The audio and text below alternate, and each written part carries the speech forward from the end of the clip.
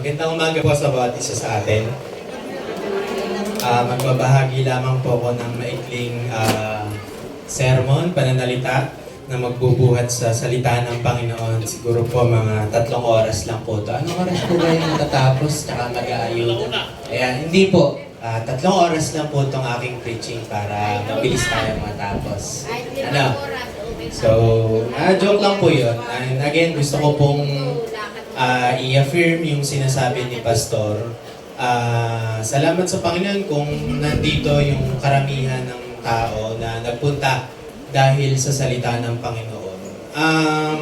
Bilang pastor, of course, nag-observe din naman po ako sa karamihan. Kilala ko na rin po yung mga pagmumukha ninyo yung mga nakikita ko po every Sunday, lalo yung mga senior. Nakakatuwa dahil umaattend kayo, pero mas nakakatuwa, sabi ko nga, umaattend kayo kahit wala ako o kahit wala si Pastor Ronnie. Kahit na ang speaker ay yung kapatid ko o si Brother Russell. Kasi ang iniintay natin yung salita ng Panginoon. Pero ngayon, box office ang iniintay natin ay, wag na magsalita, nahuhuli.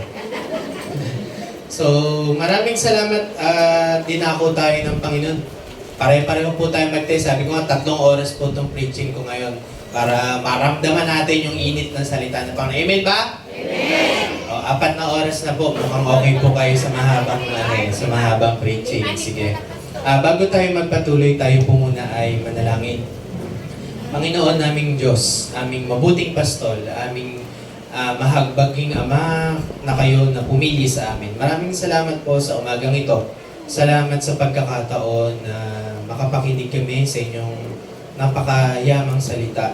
Maraming salamat dahil naniniwala ako, hindi po lahat ng nandirito ay pumunta dahil lamang sa ayuda. Hindi lamang dahil may makukuha or merong bagay na inaasam. Pero more than that, Panginoon, nandito kami. Dinala ninyo kami para muli makatagpo kayo. At isa po ito sa mga bagay na pwede naming matanggap sa inyo na higit pa sa anumang halaga na pwede naming makuha, Panginoon. Muli po, maraming salamat po at tulutan ninyo na ang inyong tagapagsalita sa umagang ito ay maging daluyan lamang ng salita, maging makapangyarihan ng bawat salita na lalabas sa bibig ng inyong tagapaglingkod at nawa po ay pumukaw sa aming mga puso at ang inyong salita ay isang maging buto na siyang tutubo sa aming puso at makikita yung bunga ng inyong makapangyarihang salita sa aming mga buhay. Maraming salamat po sa pangalan ng inyong anak na si Jesus. Amen. Ang pamagat ng ating pag-aaralan sa umagang ito ay Jesus the Good Shepherd. Ayan, makikita po natin sa mga nakaraang mga pananalita, mga sermon na ating napag-aralan ay pinapakita kung sino si Jesus, ang ating Panginoong Jesus. Pinakita dyan na siya yung tubig ng buhay, siya ang ilaw, siya ang, ayan, kinanta natin kanina, the way, the truth, and the life. And ito po yung isa sa mga character o definition or pinakita ng ating Panginoon nung siya ay nagbiministeryo dito sa mundo bilang isang mabuting pastol. Sige. Bakit nga ba naging mabuting pastol ang ating Panginoong Jesus? O paano naging mabuting pastol ang ating Panginoon? Una, kilala niya ang kanyang sariling tupa. Pangalawa, ibinibigay niya ang makabubuti para sa kanyang mga tupa. Ayan, kilala niya ang kanyang mga sariling tupa. Pinapakita dyan yung God's personal character. Sa Tagalog, siguro meron tayong kaisipan na ang Diyos ay isang, parang pagka-inisip natin, lalo sa relihiyoso, parang mataas, tama ba? Mataas ang Diyos hindi mo pwedeng abutin. Actually, hindi ka pwedeng lumapit dahil banal siya. Pero dito, pinakita ng ating Panginoong Hesus na bukod sa banal, mataas, makapangyarihan ng ating Diyos, pinakita yung isang side ng ating Panginoon na siya ay isang personal na Diyos. Parang ganito lang, example, ayan. Pag dumating yung panahon, kung lolobin talaga ng Panginoon, kasi ako isa sa mga kumokontra, kung kayo gusto nyo, kapitan si Papa ko, ako kumokontra pagka sinasabi niya, magiging mayor ako, magiging governor ako, ayaw ko. Sa totoo lang. Kasi sabi ko, pagka naging public official na at talagang niloob ng Panginoon, una, hindi naman ako makakakontra kasi pagka nangyari yon, kalooban ng Panginoon. Pagka hindi talaga kalooban ng Panginoon, hindi mangyayari yon. Ngayon, pagka nangyari yon, ito yung sinasabi na God's personal character. Kung maging governor man, si Pastor Ronnie, sasabi, syempre, bilang isang Diyos, pinakita na mataas, pero bilang si Pastor Ronnie maging governor, syempre, yung posisyon niya bilang governor, mataas, tama ba? Pero, kasama dyan, bilang personal na karakter niya, tatay ko siya. Tama ba? Nagigets ninyo? Yan yung pinapakita dyan sa pagiging isang mabuting pastol. Pag dumating yung panahon na yon, masasabi mo, parang meron ba kayo dito na parang, for example, pag dumadating dito si Governor, di ba? Nakikita ko yung hindi yung mga kabataan yung nakikita kong lumilingkis kay Governor eh. Sino ba yung parang hinihimod yung leeg ni Governor, yung syempre hindi man pwedeng magsupla doon si Governor, pero talagang nakikita ko sino ba yung mga naka-okyabit kay Governor pagka nadadalaw dito sa Cebu. Sino? Ayaw pang umamin, no? Tahimik pa kunwari. Nakikita ko, sabi ko, parang ginahasa na yata si Governor. Syempre, pogi din naman, at saka talaga sabi ko. Pero parang, tatanungin ko kayo, kilala niyo si Governor bilang Governor, tama? Siya yung leader dito sa alalawigan ng lugar. Pero dito pumapasok, kilala ba kayo ni Governor? Personally. Baka pag kilala niyo ba ako Governor, yung pangalan ko? Nagigets ninyo ngayon yung taas ng posisyon ni Governor, bilang Governor naman talaga, bilang ama ng lalawigan. Pero pag tinanong, kilala ba kayo ni Governor? Alam ba niyan ang birthday mo? Diyan pumapasok yung sinasabi na ang Diyos, bagamat mataas, bagamat napakamakapangyarihan niya, bagamat ang lahat ng bagay umiikot sa kanyang kamay, yung isang dimension ng pagiging Diyos niya, personal na karakter, ang mahalaga. At tingin ko dapat nakikita natin dito. Kilala kaya ng Panginoon. Sabi diyan, ako nga ang mabuting pastol, kung paanong kilala ako ng Ama at siya'y kilala ko, gayon din naman. Sabay-sabay tayo. Kilala ko ang aking mga tupa at ako naman ay kilala nila. Kanina tinanong ko kayo, kilala niyo si Gob. Tama ba? Kilala ba kayo ni Gob? Bumaba tayo ngayon. Kilala niyo yung nanalong kapitan dito? Kilala niyo yung nanalong kapitan dito? Kilala. Kilala ba kayo isa-isa ng kapitan dito? Ngayon, bakit kaya mabuting pastol? Ang pagiging pastol noong time ng mga Israelita, kasi dito hindi naman siya hindi masyadong kilala. Pero yung pagiging pastol, mahalaga yan. Kasi una, ang pagpapastol, isang masasabi natin bukod sa negosyo, isang marangal na trabaho during their time. Kasi ang lugar naman ng Israel ay parang, masasabi natin parang ganito, pero medyo mostly, desyerto eh. So nag-aalaga sila ng mga hayop, nag-aalaga sila ng tupa, at isa ang pagiging pastol sa trabaho ng mga tao noong panahon na yon.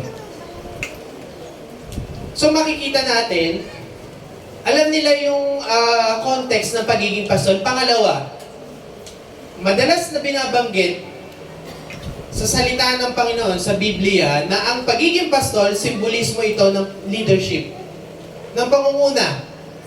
Ama ba? Kaya makikita natin dyan. Kung tatanungin kayo, sino ang pastol dito ngayon sa Cebu? Yung nanalong kapitan. Tama? Pero muli, ibabalik ko sa inyo, kilala ba kayo ng nanalong kapitan? Isa-isa. Pero ang ating Panginoong Diyos, mas mataas ang posisyon niyan sa kapitan. Kilala kayo. Pero again, mamaya titingnan natin dyan Magkasunod yan Sabi dito, kilala ko ang aking mga tupa, hindi natatapos dyan, at ako na kilala nila. Ibig sabihin dyan, may nakita na ba kayo? Madalas ganito pagka andyan yung asawa ko Ilang beses na po akong nahuhuli sa pagdadrive, traffic violation. Isa po yung asawa ko na madalas pinapagalitan ako. At alam ko naman, pagka minsan, medyo sabi ko nga sa inyo, mukha lang po akong matino, mukha lang akong mas mabait kay Pastor, pero minsan tinotoyo din ako. Nagkakaroon din ako ng kalokohan. Minsan, sinasadya akong magka-violation or mga pagkakataon na hindi ko man sinasadya, pero alam ko makaka-violate ako ng traffic rules. Alam nyo ba, laging pagkalalo dito sa Bulacan, sasabihin, oh, nagpapasadya ka magpahuli. No? Oo, minsan tinatry ko. Sabi ko, hindi hulihin nila. Bakit? Kilala ko yung tatay ko eh. Nagigets ninyo? Kasi minsan nga, mabiro ko lang kayo, nagbabayad tong, yung asawa ko ng water bill sa Bukawi. Nasa nasa tabing highway, sa mismong crossing. Nung time na yon, syempre, magbabayad, papasok pa sa office. Nung time na yun, nakita ko naman, wala namang pila. Nung magbabayad na siya, medyo natagalan, siguro more than 5 to 10 minutes yung paghihintay. Nakaharang ako, yung sasakyan ko po, nakaharang mismo sa daan. Two-way lang naman yung daan. Alam niyo po, meron ng, hindi ko na lang nakwento to kay Pastor, meron ng patrol ng pulis. Binubusinahan ako, tapos nagwawangwang na. Pagka kayo po, ginanon ng patrol ng pulis, ano gagawin nyo? Kung halimbawa sa nagtatricycle, itatabi nyo o hindi? Ako po, hindi. Kaya sabi ko sa inyo, mukha lang po ako mabait, hindi rin. Hindi po ako tumabi. At talagang mga 3 minuto, busina ng busina, wangwang ng wangwang. Isip ko, sana hulihin ako nito. Sabi ko nga sa inyo, may mga kawalang yan din akong naiisip. Sabi ko, pag ako hinuli nito, sabi ko, tatawag ko lang kay Papa. Kilala nito yung chip ng Bukawi. Di sabi ko, medyo nahiya naman ako. Medyo, sabi ko, sige na nga, iusod ko na. Inusod ko lang ng konti. Kasama ko yung anak ko, hindi rin naman ako makakababa. Inusod ka ng konti. Alam niyo ginawa ng pulis? Sumunod sa akin, tinabihan yung adventure. Tapos, alam ko, galit na galit eh. Biglang bumaba ng patrol. Sabi, alam mo ba obstruction ka? Alam ko na, opo, alam ko po, mali ako. O sabi, alam mo ba gusto mo huli kita, ganyan-ganyan. Sabi, opo. Sabi ko, pasensya na po. Umalis na. Sabi ko, pero sa isip-isip ko, sayang hindi ako hinuli. So, totoo lang, sa isip, sana hinuli ako ng nung pulis na yan. Pero sabi ko, ginamitan ko lang ng ganitong simbolismo. Ikaw, kaya malakas yung loob mo kasi tatay mo yun eh. Pero kung ikaw wala ka namang kakilala, magyayabang-yabangan ka ba? In a positive way, ganyan eh. Ang Panginoon, kilala tayo. Kilala niya yung mga tupa, pero hindi daw lahat ng tupa, hindi lahat tupa niya. At ang pinakikita dito, hindi lang ang Panginoon nakakakilala sa kanyang mga tupa, mismong yung tupa na nakakakilala rin sa kanya. Katulad po dito sa church. Hindi naman po talaga komportable yung sitwasyon natin sa ngayon. Tama ba? Dati kahit papaano, meron tayong electric fan dyan sa eskwelahan. Hindi ko alam kung bakit nahinto. Kunwari, hindi ko na lang alam Kunwari, hindi nyo na lang din alam. Pero sabi ko, Lord, hindi komportable itong setup ng pagsamba natin. Napakainit. Alam niyo po ba every Sunday, sa totoo lang may pasok din po ako every Sunday. May pasok din po ako, nag-aaral ako. Pero tinatry ko na makapunta, sabi ko, siguro ito yung time din na ma-experience ko. And to be honest, alam niyo po ba, gumigising kami ng 4:35 para na magbiyahe papunta dito. Sabi ko, sige Lord, tinatry ko pa rin na makapunta dito kasi ito yung sitwasyon na mararanasan ko, yung hindi komportable. Pero at the same time, ano ba talaga yung rason ko kung ba't pumupunta dito? And yun yung affirmation sa bawat isang nandirito. Kaya kayo pumupunta kasi tupa kayo ng Panginoon. Sige, may ipapanood po ako sa inyo ng video. Sabi sa verse 4 ng aklat ng Juan, chapter 10, sabi, even ang mga tupa, sabi kanina, di ba? Kilala ko ang aking mga tupa at ang tupa ay kilala ako. Sabi dyan. Kasi, recognize nila yung boses ng kanilang mga pastol. Sige, paki-play nga. Ayun yung example. Akala ko dati, yung sinasabi sa Bible verse na alam ng mga tupa yung boses ko, sumusunod sila. Ano pala siya? Literally, yan pala yung meaning. Sige, panoorin natin.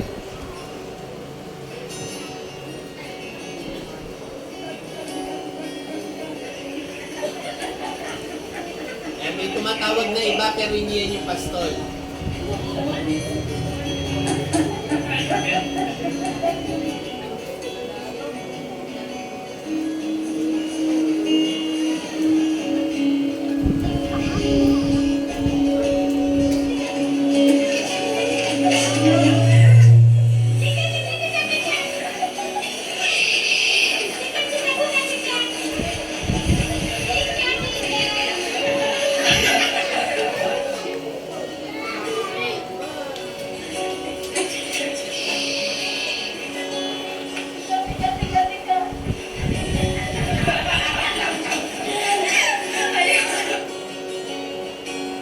Ayan na po yung yung shepherd ng pastol.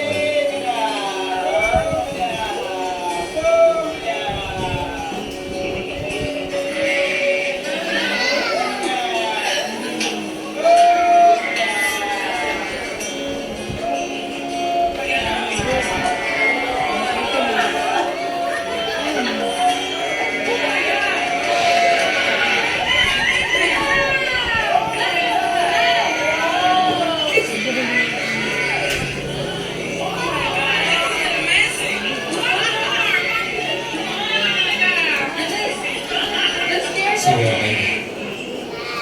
Ayan, kung medyo malabo po, pasensya na po, maliwanag kasi masyado. Pero nakita nyo, dun sa iba, nakita nyo parang 2 or 3 na iba na tumawag. Lumapit ba yung tuba? Pero yung mismong pastol na yung nag-aalaga, nung tinawag niya, lumapit ba yung tuba? Lumapit Parang ngayon lang po yan sa service natin. Marami sa inyo, hindi ko namumukaan. Marami sa inyo, biglang dumamit kami. Hindi naman namin kayo kilala talaga. Pero ito lang, kahit kay pastor at kahit sa akin, assurance. Baka akala nyo pumunta kayo para dito sa ayuda, pero sasabihin ko sa inyo, baka hindi ninyo nalalaman, hindi talaga yung ayuda yung pinunta nyo dito. Amen ba? Amen. Ang pinunta nyo yung salita ng Panginoon. Yung mismong Panginoon na gustong mangusap sa inyo. Kasi sa totoo lang, yung 5,000 na yan, bagamat sabihin natin, lalo sa sitwasyon ninyo, malaking bagay 5,000. Tama ba? Eh kahit totoo naman, kahit maglakad ka sa kung pabalik-balik ka mula San Miguel hanggang Malolos, makapulot ka 5 pesos, swerte na eh. Pero 5,000, mahalaga naman talaga yan. Pero more than di ayuda na hinihintay ninyo sa umaga na to, paano kung wala? Tanong ko sa inyo, paano yung pumunta dito? Kanina, may nagtanong para saan daw ipapasa yung ID. Sabi ko, kuya, hindi naman to bigayan para sa ayuda, yung service. May church service po kami. Ayan, asan ba si Milky? Si Milky, ayan. Siya yung dinapurak ng tao kanina kung sino-sinong tao. Pero, again, kung kanina may pinataas ng kamay si pastor kung nandirito dahil sa ayuda. Mga kapatid, baka naman hindi para sa ayuda talaga kung ba't kayo napunta dito. Maniwala kayo, baka hindi para sa ayuda lang, kundi sa salita ng Panginoon. Sabi dyan, ang pagpapastol ay refleksyon ng leadership o ng pamumuno. Ayan yung Latin word na madalas binabanggit, di ba, pagka-eleksyon. Sabi dyan, vox populi, vox Dei. Ano ibig sabihin yan? Ang boses ng tao ay boses ng Diyos. Pero alam nyo ba, hindi ako agree dyan. Hindi ako agree dyan. Kino-quote lang yan during election time. At binanggit din yan ng mga professor ko na kung ano yung boses ng tao, siyang magpapasya kung sino uupo. Tama naman, through election, kasi democracy eh. Pero alam po ba ninyo, even sa Bible, ang bawat naluluklok, kapitan man yan, mayor, vice mayor, governor, hanggang sa pinakamataas, hanggang presidente, ang pumipili dyan ay Diyos. Amen. Hindi ang tao. Ito pa ang isang dagdag na impormasyon. Alam po ba ninyo sa Bible? Sa Bible po ito hindi po sa akin. ang Panginoong Hesus o ang Panginoong Diyos, naglalagay siya ng masasamang mga namumuno sa isang lugar, whether kapitan man yan, mayor man yan, presidente man yan, maglalagay siya ng mga demonyong leader sa sobrang tigas ng mga tao. Totoo po yan.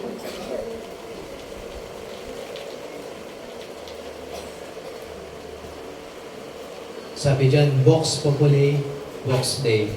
Ang boses ng tao ay boses ng Diyos. Pero ngayon, ang boses ng pera ay sinusunod ng tao. Tapos, totoo naman eh.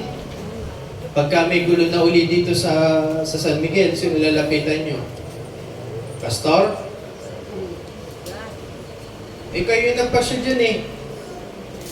Napapa-stock tuloy ako. Sa totoo lang, nai-stock ko yung mga account nyo eh. Hindi ko gawain minsan to eh. Nakikita ko nakapost pa yung video ni ganito, may vlog. Pagka kasi pinost, mananala, tama? Wag na kayo magbanggit kung sino yon. Ako naman hindi ko masyadong kilala si... Paano ba tawag ko? Chuhin ba? Lolo Jess. Hindi ko siya personally kilala, pero magkausap kami ni Joshua, sabi niya, pagka yung kapatid ko naman yung nagsabi, tingin ko naman hindi nagsisinungaling. Sabi niya, nakita niya rin yung effort ni Lolo Jess. Kayo na bahala. Kayo na bahala tumanggap na ilang taon. Huwag sanang ma-postpone ang pa naman pabago-bago. Ruling ngayon ng Supreme Court, hindi naman dapat i-postpone. Paano pagka pinospone, 10 taon pala maging kapitan? Diyos ko po, sana wala na tayo dito, Saan nyo kami hahanapin? Again, hindi sa pagmamalaki, pero sa katigasan ng tao, nagluluklok ng mga pinuno na masasama. Demonyo talaga. Given na yan sa Bible and in the history. Totoo po yan. Wala man ako sinasabing demonyo yung mga nanalo. Wala. I don't get me wrong. Wala akong sinabing demonyo yung mga nanalo. Ang sinasabi ko, pagka sa sobrang tigas ng mga tao, hindi nakikinig sa salita ng Diyos, pinapadala niya ng mga pinuno yung mga bayan nang sa ganon, yung kalupitan nila maranasan ng takot at tumawag muli sa Diyos. Ba't kayo nandito? Para sa Diyos ba? O para sa ayuda? Again.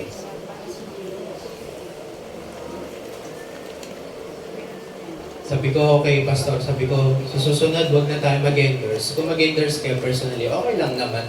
Freedom yan eh. Lahat naman may freedom of expression. Pero sabi ko, itong pulpit na to, symbolism yan ng presence ng Panginoon sa church.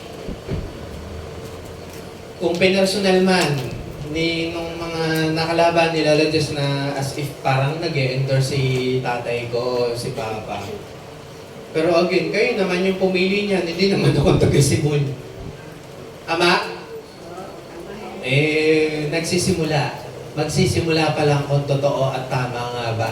Pagka naging matiwasa yung pamumuno, ibig sabihin, hindi pala matitigas ang ulo ng mga taga-Sibol. Tama? Pagka naging maayos, naging payapa, pagka may mga ganyang ayuda, hindi na uunang isulat o ipirma yung mga kamag-anak, yung mga pinsan. May nababasa pa ako sa Facebook, pati yung tupad, nauuso yun sa dole, tupad. Mga nakatayo lang naman, hindi ko alam kung ano tinutupad nila. Ang mga nakalista din naman, mga kamag-anak.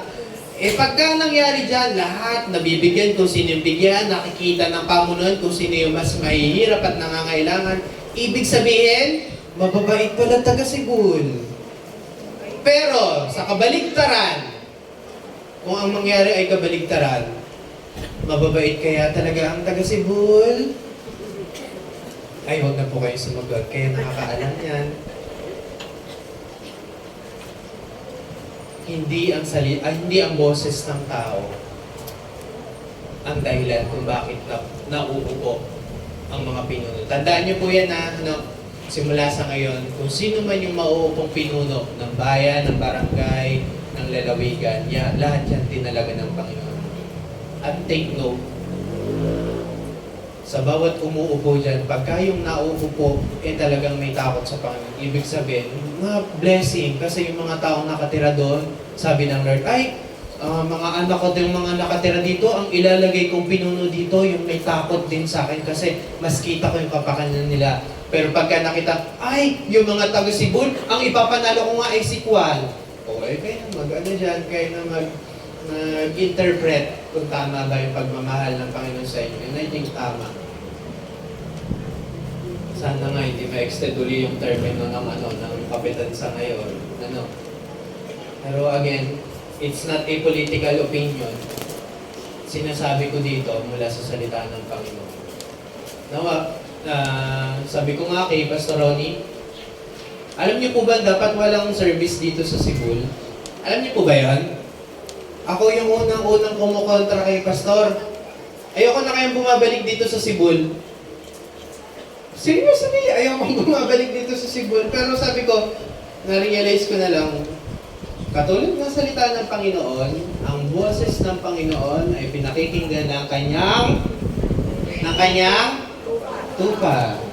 Eh di sabi ko, baka may boses ang Panginoon kay Pastor Ronnie, kaya kami napadpad ng Sibol. So ayan, kasama namin kayo. At yung pagmamahal ni Pastor Ronnie sa inyo, nawa nararamdaman sa yung mga kumikilos na yan, yung mga nagluluto na nandyan, yung mga nagsiserve nandyan, salamat sa Panginoon, wala nang nanggugulang.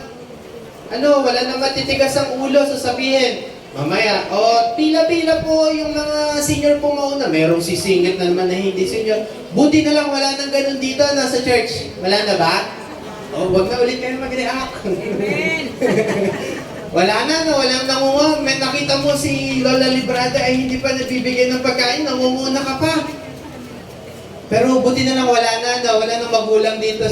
Panay ang hiling ninyo Wala nang ganun. Amen? Amen. Kasi tupa na ng Panginoon, tama ba? Sige, Pangalawa, sabi dyan. Ayan. Kapag nilabas na, siya'y nangunguna sa kanila at sumusunod naman ang mga ito sapagkat kilala niya ang kanyang tinig. Sabi naman dyan sa verse 5, hindi sila sumusunod sa iba kundi tatakbong palayo sapagkat hindi nila kilala ang tinig ng iba. Pinapakita lamang dyan ang tupa kapag merong binabanggit yung pastol, nakikinig. Pagka sinabi nakikinig, inuunawa yung sinasabi at sumusunod. Sige. Ayan. Kanina sabi yung personal na attribute. Ngayon sabi naman dyan, ibinibigay niya ang makabubuti para sa kanyang mga tupa. Pinapakita naman dyan yung isang character, yung God being the perfect provider. Ginamit ko yung adjective na perfect. Perfecto sa Tagalog. Pagka sinabi perfecto, walang kakulangan, walang duwis. Perfecto, kumpleto. Bakit? Kasi una dyan, ibinigay niya yung kanyang buhay. Pangalawa, ayan, sabi dyan, at inialay ko ang aking buhay para sa aking mga tupa. Mga kapatid, every Sunday, pinapaalala sa atin na yung pagpunta natin dito, supposed to be, wala naman tayo dapat Sunday service pero pinapakita dito yung grasya ng Panginoon. Kayang ialay yung kanyang buhay para sa kanyang mga tupa.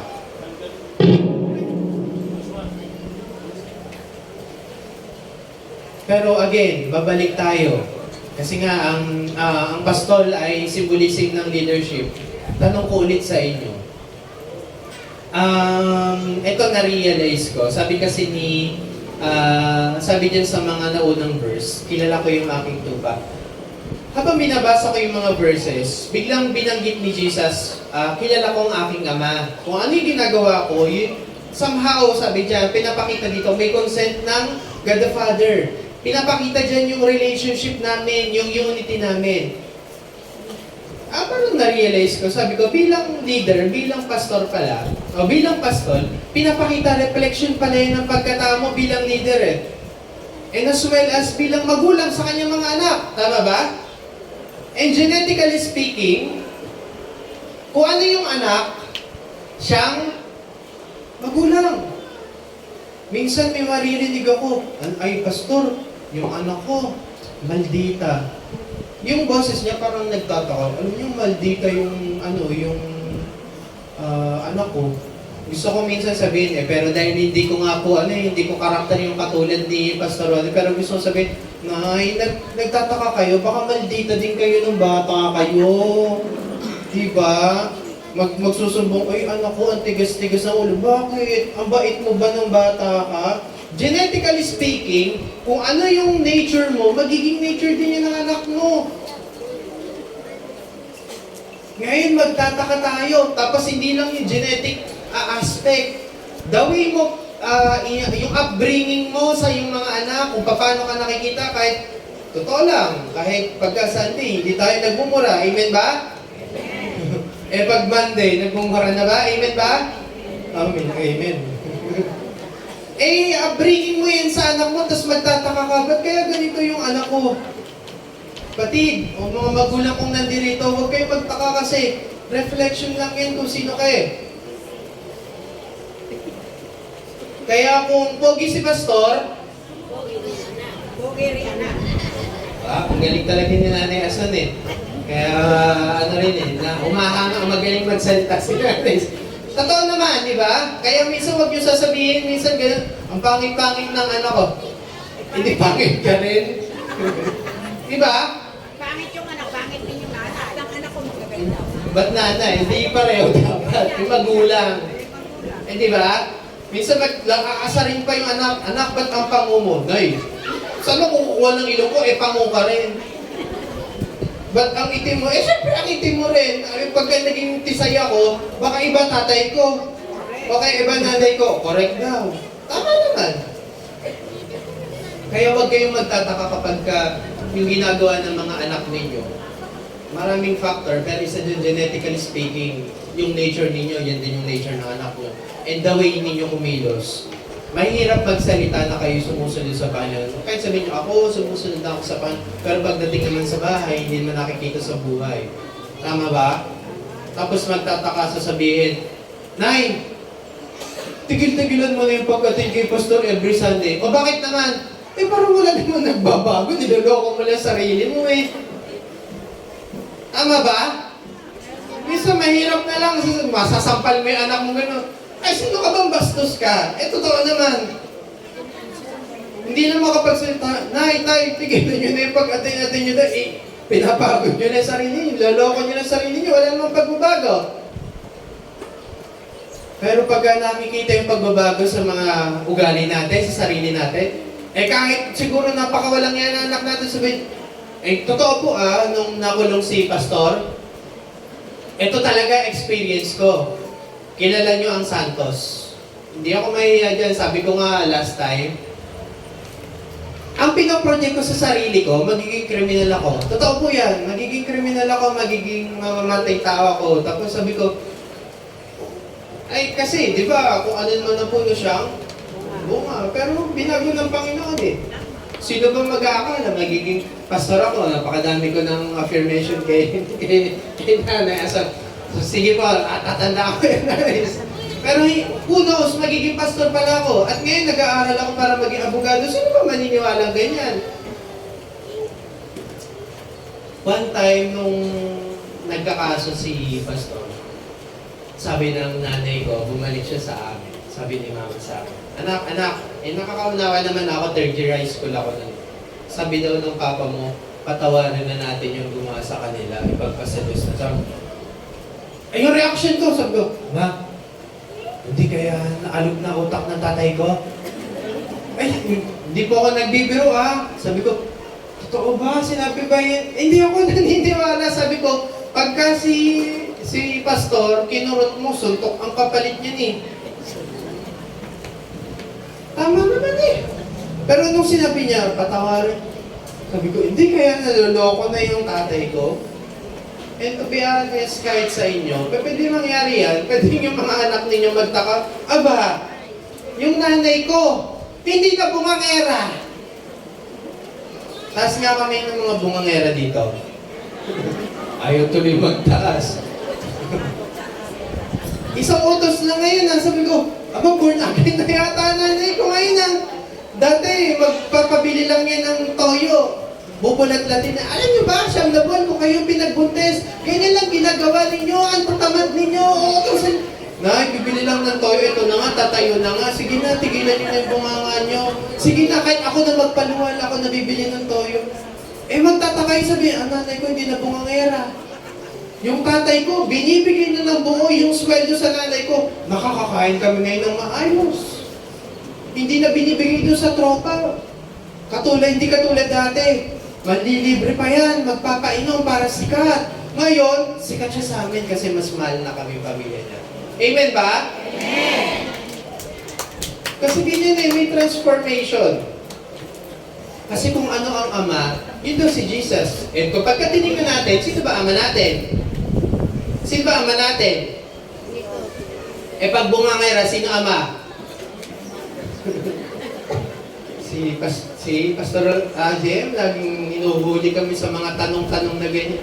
Pagpasensya niyo na po, nagpa-practice na po para pagka-abogado na ako, marunong na ako manghuli ng mga mga kriminal. Mapapaamin ko, amen. At least nakatulong pa kayo sa akin, nakakapag-practice na ako. Pero again, yung ugali niyo kaya sasabihin niyan, yung nanay ko, yung tatay ko, born again na talaga yan. Eh pero pagka, baka hindi yan born again, burn again. Buhay pa sinusunog na yung kaluluwa sa impyerno. At tayo pumupunta dito hindi dahil sa ayuda, hindi dahil sa may pagkain. Ako naniniwala ngayon, hindi na tayo pumupunta dahil sa pagkain. Amen ba? Amen! Pumupunta tayo dahil una sa lahat, tupa tayo ng Panginoon. Ito po yung isa sa lagi kong pinangahawakan. Sabi niya, giving us life at the fullest. Babasahin ko po na sa verse 10. Sabi dyan, nagkaroon siya ng comparison bilang mabuting pastol at yung magnanakaw. Sabi dyan, dumarating ang magnanakaw para lamang magkakaw, pumatay at manira. Naparito ako upang ang mga tupa ay magkaroon ng buhay. Yung sinasabi kanina, yung sa kaninang punto natin, yung buhay na sinasabi dyan, yung buhay na kasama ang Panginoon. Pero may kasunod pa. Basahin natin sabay-sabay. Buhay na, masaganang lubos. Mga magulang ko at mga kapatid na nandirito, I hope hindi kayo ma-offend. And nakaka-relate po ako kung ano yung nararanasan ninyo ngayon kasi sabi ko sa inyo, yung iba sa inyo mas mayaman pa sa amin dati, mas maayos pa yung buhay sa amin dati. Kaysa nun, buhay namin dati. Pinapakita dyan, ang Panginoong Isus, ang ating Panginoong Diyos, pagka siya nagpakilala na talaga sa kanyang mga tupa, bukod doon sa kaligtasan, after nung buhay natin dito, hindi tayo mapupunta sa impyerno, hindi tayo paparusahan, kapiling natin ng Diyos, yung buhay natin habang nabubuhay pa tayo, buhay na masagana at lubos. Eh, Pastor, ba't ganun? Meron ako nalalaman, born again. Ang hirap-hirap ng buhay. Kapatid, ayokong i-judge. Pwedeng baka may pagsubok or may testing, pero pwedeng hindi rin nila talaga kilala ang Panginoon. Kasi pinapakita niya yung mismong Bible nagsasabi, masaganang lubos eh. Tama ba? Ito po naman yung message ko sa pagtapos dito. Yung iba dito nagpunta para sa ayuda. Alam niyo po, na-realize ko before, isa rin kami sa ganyan eh. Sabi nga ni Pastor, isa siya sa pumipila, kasama niyan si May. Pumipila yan sa NFA. Kasi di ba ang bigas sa NFA mas mura, pero mura ka rin sa lasa. Kasi mura eh. Hindi naman makain. Kaya pansin nyo, pag mahal, mas mahal ang bigay. Kaya mahal na mahal tayo ni Lola Aso, laging nagbibigay para may makain tayo. Amen ba? Ay, nabumawi ako sa inyo, Nanay Aso, na parang ganyan yan. Again, dito tayo sa punto na to. Mga magulang ko at mga kapatid nandirito, with all due respect, kahit kami rin naman pinagpapasa ni Pastor, una sa lahat, yung ayuda na yan, huwag kayong magbigay ng masyadong mataas sa taong nagbigay. Katulad sinabi ni Pastor, kasi una sa lahat, galing yan sa gobyerno. Tama ba? yung tax na binabayad natin, supposed to be tayo yung binibigyan at nakikinabang yan. Huwag nyo ibaba yung pagkatao ninyo mga kapatid. Yung bang kahit mahirap ka, may pride ka na hindi ka mukhang patay gutom. Sorry for my word, hindi po ako nanguhusga. Yung bang kahit nandun ka, hindi, sige magpasa ka, pero kung hindi ka kasama sa listahan or hindi napasama, sige, with pride sabihin, okay lang po. Hindi makikipag-away. Sabi, gusto mo pala ugali mo eh. Sana nakita ko. Pero buti nilang hindi. Baka patulan ko pa mag-preach ako eh. Again, kita nyo na lang yun. Nagagalit pagka hindi ka kasama. Buti na lang yun na dito kahit hindi kasama. Magagalit ba? Natanongan ni Pastor. Siyempre, hindi nasagot. Pero again, kung hindi man makasama, with pride, tanggapin natin. Ang Panginoon, sabi nga, mabuting tupa eh. Ay, mabuting pastol eh. Hindi niya tayo pagkukulangin. Pangarapin natin, mga kapatid. Ito naman, pangarapin natin na hindi na tayo yung isa sa mga taong nagkakandara pa para pumila, para makatanggap ng ayuda. Amen ba? Amen. Ulitin ko, pangarapin natin na hindi tayo yung isa sa mga taong kailangan natin yung ayuda para makatawid sa pang-araw-araw. Gusto ko pa ipaliwanag. Pag dumating yung panahon na yun, kayo na mismo magsasabi, salamat sa Panginoon, hindi ko kailangang ibaba ng saglit-saglit yung pride ko dahil hindi niya ako pinagkukulang. Kasi sinasabi niya, buhay na masaganang lubos. At ang Panginoon, nagpo-provide yan. Sabi, perfect provider. Kasi hindi niya binibigay sa mga tao, lalo specifically sa mga anak niya, pagka alam niyang mapapasama. Salamat sa Panginoon, hindi pa mayaman na mayaman si Pastor Ronnie. At totoo po yan. Kasi kung nagtuloy-tuloy na sumobra yaman namin sa ngayon, even ako, alam ko, dumating sa punto, yumabang din ako, yumabang din yung tatay ko. Pero mahal kami ng Panginoon. Kasi it takes perfect timing para ma-absorb yung capacity natin, para madala natin, even yung blessing. Pray tayo ng pray, Lord, sana yumaman ako. Paano nga pagka yumaman ka? Kagalit mo lahat. May ganyan yun, di ba? Mayaman, kagalit lahat kapatid kasi yung lupa. Ang yaman-yaman mo, nadami mo ng pera, yung lupa, napakagulang mo ba? Hindi naman mawawala yan eh. At totoo lang, ang daming yung mayaman ng mga abogado ganyan. Kakaperanggot na lupa. Alam niyo po ba matapos at hindi? Mahati at hindi ang lupa na yan. Kikita abogado. Nag-aaway-away. Dito kami tinubuan. Dito na rin kami mamamatay. Tuwa-tuwa ang mga abogado. Sabi lagi, buti na lang. Sabi ko, pagka-abogado na ako, sana buhay pa rin tatay ko. Kasi ayoko maging ganun. Sabi ko, pangit pala. Pangit palang ganun. Again, kahit sa inyo, pangarapin po ninyo na hindi kayo yung isa sa pastor, yung ganyan. Ikaw yung magsasabi, Pastor, ibigay niyo po sa mas nangangailangan kasi pinagpapala ako ng Panginoon. Amen ba? Amen. Amen ba? Kasi pag dumating yung panahon na yun, baka malay nyo, sino ba mag-aakala napakaraming sasakyan na meron kami ngayon? Kami magkapatid, bitigis ng sasakyan kami sa ngayon. Biyaya ng Panginoon yan eh. Pangalawa, bilang good provider, huwag niyo ibigay lahat. Katulad ng ginagawa ng ating Panginoon, huwag lahat-lahat. Hindi lang pera. Not only the aspect of financial aspect. Ano yung sinasabi ko dito? Minsan mali na yung mga anak natin, mga apo natin, mahal na mahal pa rin natin. Ano tawag doon? Nag-a-addict na yung apo mo, tuwan-tuwa ka pa, tapos papalabasin mong mali. Yung mali kayo, addict na yung apo mo ha. Dapat magalit ka sa ginagawa niya. Sabi ko, maling konsepto. Ngayon ko na-realize, maling konsepto yung pananaw ng matatanda, habang buhay ako po, protektahan ko yung anak ko, yung apo ko. Bakit? Kasi kahit gustuin mo man yan at hindi, dadating yung panahon, mamamatay ka, mamamatay tayo. Tama? Pagka yung anak mo na yan, yung apo mo na yan, hindi natutong makipagkapwa-tao. Akala mo, close family ties kayo, magpapatayin din niya, ugali ng apo mo ng anak mo Hindi marunong makisama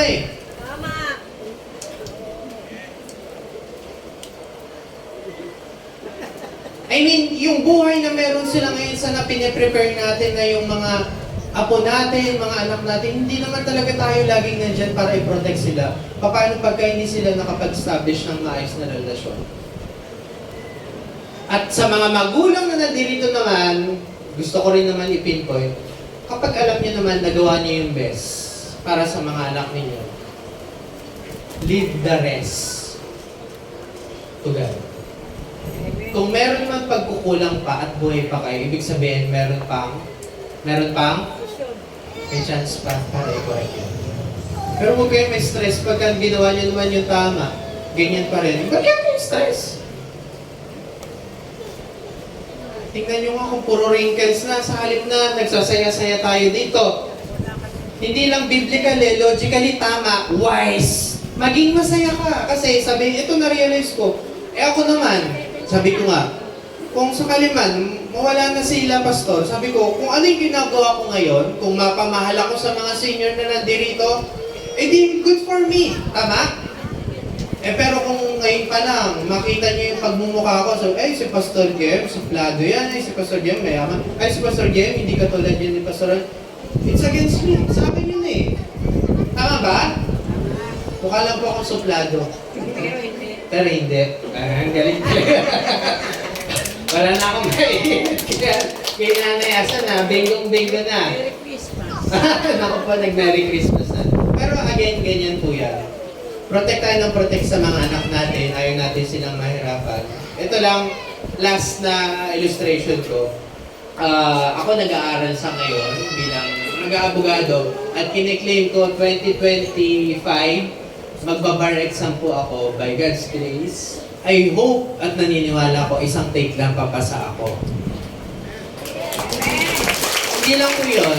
Pinagpapasalamat ko rin po at sabi ko, isa ko sa napaparadian. Yung kapatid ko, nag-aaral din po yan ng masteral. Again, salamat sa Panginoon. Even yung provision ng Panginoon, kahit sa kapatid ko, natuwa lang ako sa sinabi niya before.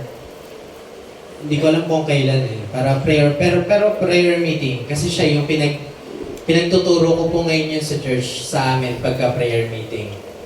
Sabi niya, naranasan ko rin kasi sabi ko nga sa inyo, mayabang po ako eh. Ba't ba ako mayabang? Sino ba tatay ko?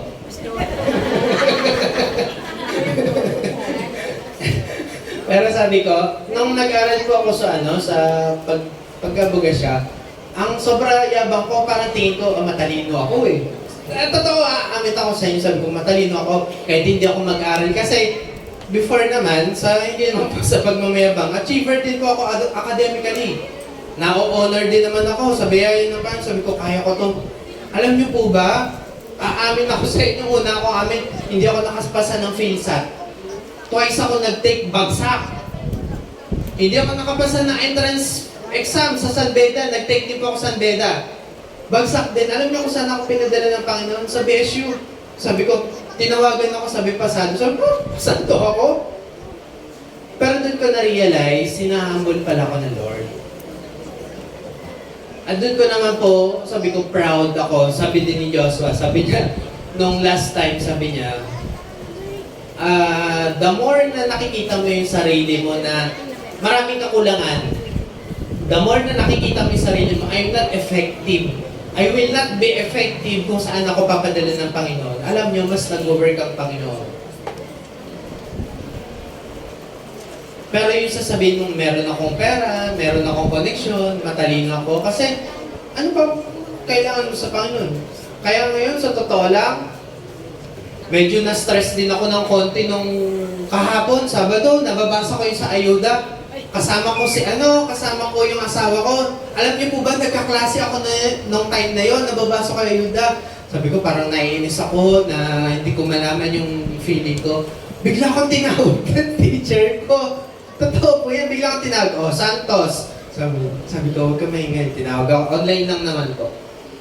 Sabi ko, kasi chine-check na yung exam namin eh. Sabi, sa tax pa po ito tax. Number ganito, anong sagot mo? Sabi, nagpaano na ako, nagpabol lang. Ma'am, I'm sorry, hindi ko pumatandaan yung sagot ko, pero baka pumali yan eh. Sabi ko, hindi ko na pumatandaan yung sagot ko. Sabi, ganun ba, ganun ba? Sige nga, hanapin mo sa book natin, sa code na ganito, hanapin mo kung ano yung tamang sagot. Sige po. Tapos sabi niya, sige, titignan ko yung test paper mo, hinahanap. Tapos babasahin. Yung isa sa mga taga-kore ko, yung asawa ko, yung grammar ko. Aminado din po ako dyan. Binasa sa klase. Binasa, tapos sabi niya, o tingin mo, tama ba ito? Sabi ko, hindi po, tingin ko mali. Tama, binigyan kita 10 points.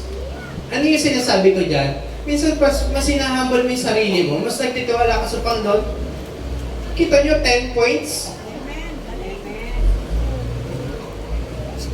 Kasi sabi ko sa inyo, ang Panginoon, sabi nga dyan, bibigyan ko kayo ng buhay na masaganang lubos. Kung ama natin, yung mga magulang natin, alam yung pagkukulang o yung mga kakulangan ng anak natin, how much more yung ama natin nasa langit. Tama ba? Pagka nagpa-pray ka, pagka iniisip mo lahat, meron ka, matalino ka, mayaman ka, tuloy na wala yung inis ko Sabi ko sa asawa ko, sabi ko, ang bilis nag-shift ng mood ko, baka ako kasi mapahiya ako sa teacher ko Pero yan, and again, gusto ko ikot yung kapatid ko, sabi niya, since ngayon, pagka nagpapakilala siya sa UST, sabi, saan ka gumraduate, yung mga professionals na kasabay niya. Ito yung inangaan ko, sabi niya, this time, dahil nag-aaral ako, alam kong marami pang kulang, magtitiwala ko kay Lord. Amen? Amen? Kay Pastor o kay Lord? Wag na nyo na daw kausapin yung mga ngayon. Joke pero totoo. Kasi kung si Pastor, alam niya yung kung makabubuti sa atin, how much more ang Panginoon? May kasunod pa po. Bali, nakakaisang oras na po ba ako nagsasalita? Pero dyan ko po tatapusin na ang salita ng Panginoon. Sabi dyan, ang ating Panginoong Isus ay mabuting pastol. Alam niya, kilala niya tayo, yung pagkatao natin. And at the same time, dahil kilala niya tayo, alam niya yung makabubuti sa atin, kaya ibibigay niya ito. Sa pagtatapos ng ating gawain na to, sana paalala sa atin, every Sunday din nandinig niyo tayo, nakitay natin yung boses ng Panginoon. Katulad ng ginawa ng tatay ko, sabi ko, siguro mas mayabang lang tatay ko kasi sabi naman niya, siya nung sasabi, kung naging abogado siya, baka mas mayabang siya. Pero, I give credit. Yung ginagawa ng tatay ko, more than pa minsan nagagawa ng abogado, kahit hindi naman bayad yun. Totoo lang tatay ko, doktor, abogado, ano pa ba? Tagapag-release ng mga nakukulong. Minsan pa, judge na ba kayo? Nagagawa niyo ng paraan. Pero lahat yan, all credits due. Kung kanino pa man, pero syempre sa Lord yan Pero sabi ko, hindi binigay ng Lord kay Pastor, pero biyaya ng Lord binigay sa akin. Hindi naman ako naniniwala na nandito na ako sa destinasyon ng buhay ko. Pero ang Panginoon, alam niya yung makabubuti sa buhay ko. And ganoon din sa inyo. Purihin ko ang Panginoon.